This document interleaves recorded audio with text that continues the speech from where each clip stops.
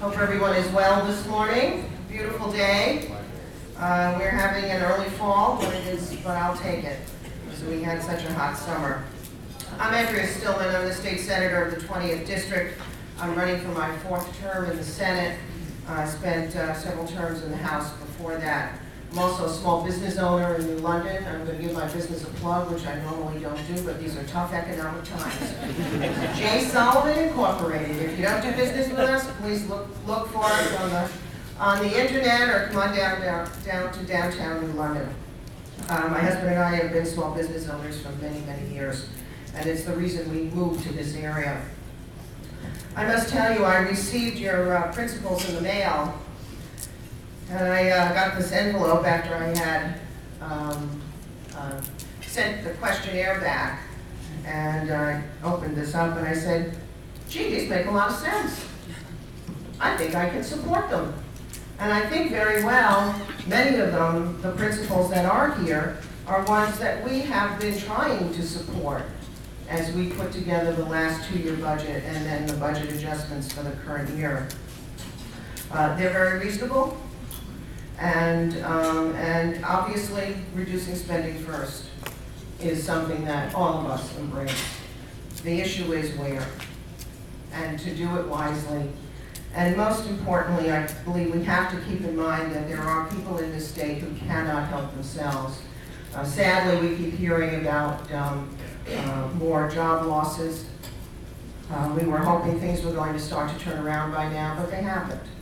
And we need to do all we can to help those folks who are really in need and and need a helping hand. I mean, that's really what government's about. It's really to help people who can't help themselves.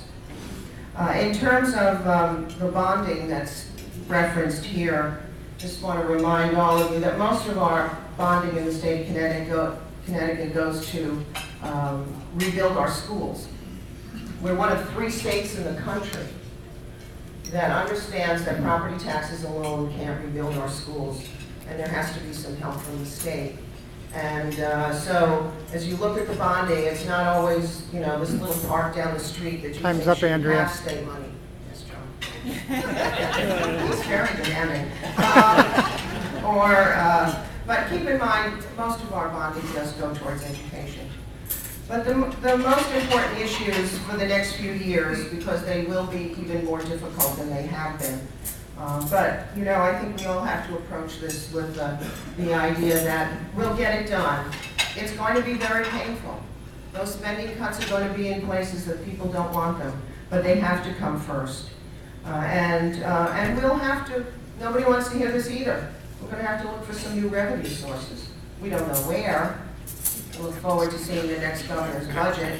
Hopefully this governor will give us a budget that's not $2 billion out of whack from compared to the current one. But anyway, the most important issues for the next few years are budget reform, creating jobs, improving our educational system, and growing our economy here in Connecticut, which certainly helps all of you.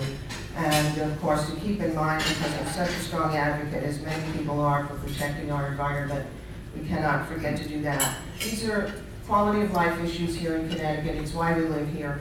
Thank you very much for having me here this morning. I look forward to continuing to work with all of you.